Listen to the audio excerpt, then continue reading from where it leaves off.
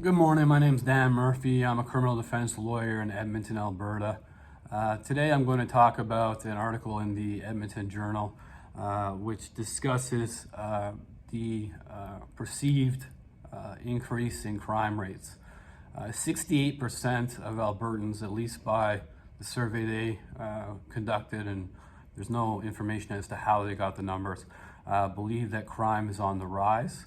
17% believe that crime is improving or it's getting better, the situation, and 3% believe it is getting much better.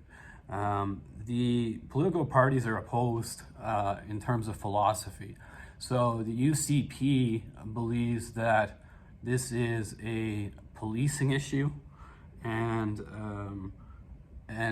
the supporters of the UCP believe that, according to the article anyways, is that a lack of penalties, this would be penal penalties like jail, house arrest, etc., is the reason for the perceived rise in crime.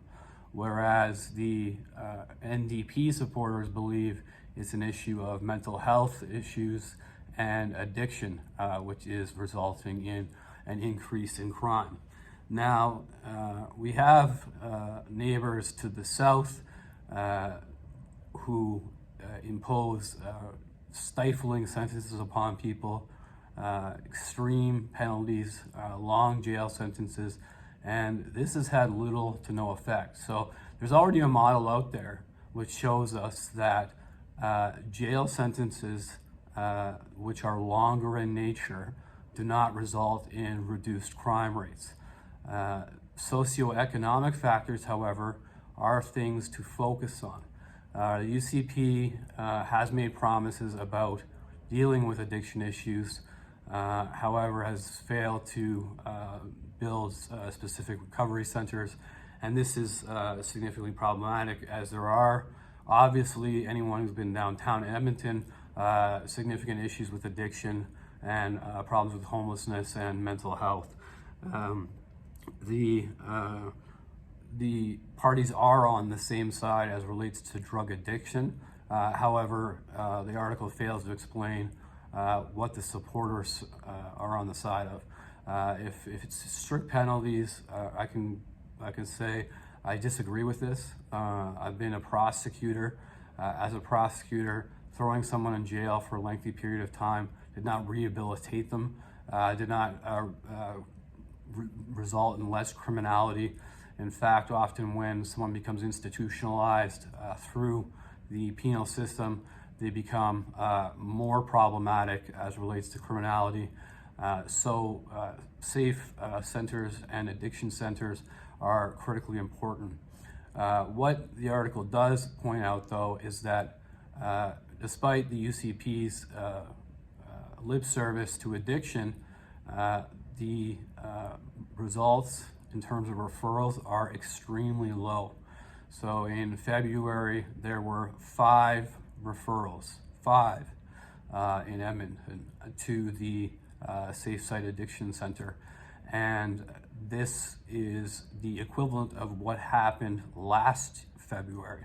So there's absolutely no change in the approach, or at least not the approach, the actual effect. So while the philosophy might be, the addictions are the problem, we agree with this from the UCP.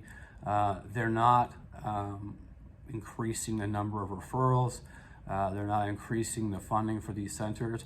However, they are increasing funding for police-led initiatives, specifically as relates to gangs. Now, gangs are no doubt a problem. They need to be dealt with, and policing is one way in which they can be dealt with. However, there needs to be some track record or some accountability on the police as to how their efforts and how the money that they're spending as provided by the UCP is actually resulting in a crime reduction, which for all intents and purposes, it's not.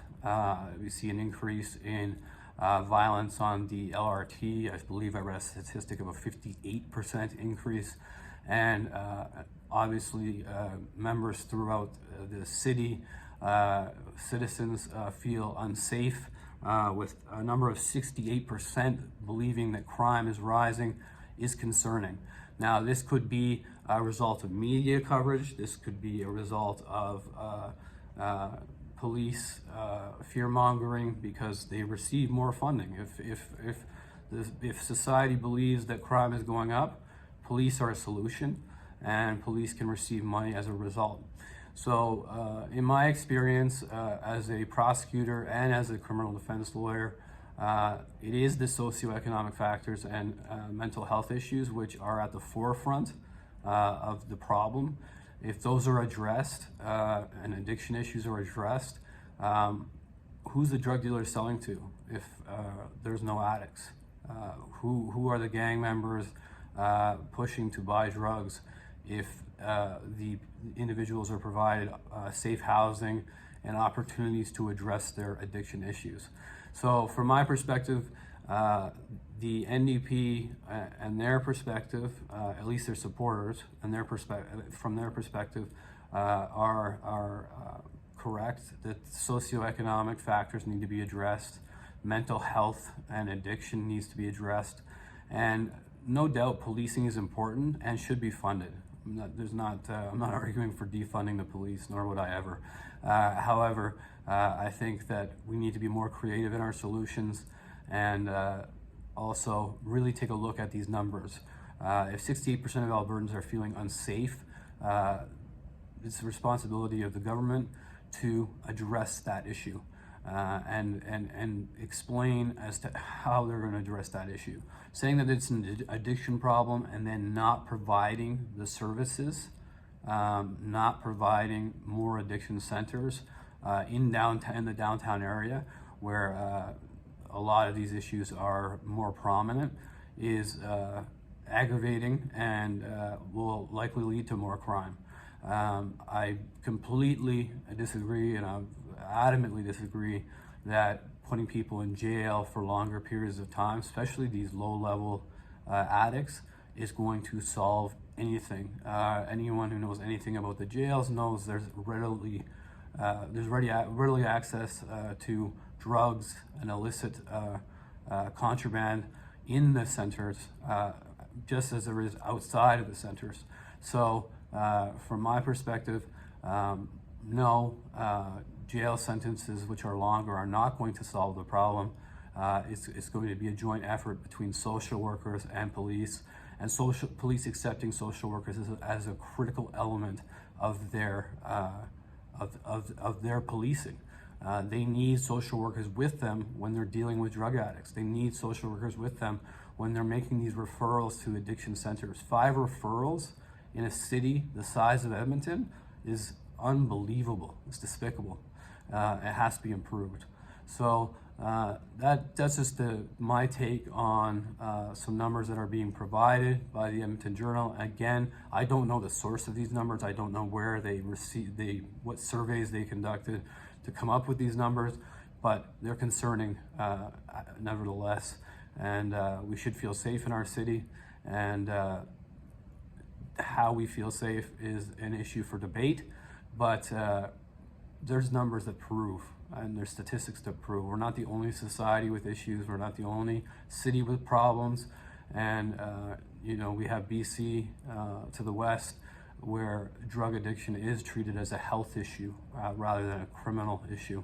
And I think this needs to be the approach we take, as the city seems to be kind of rife with drug addiction and mental health issues right now, as people walk the streets with nowhere to go. All right, thank you very much. I hope you all have a good rest of the week. Take care.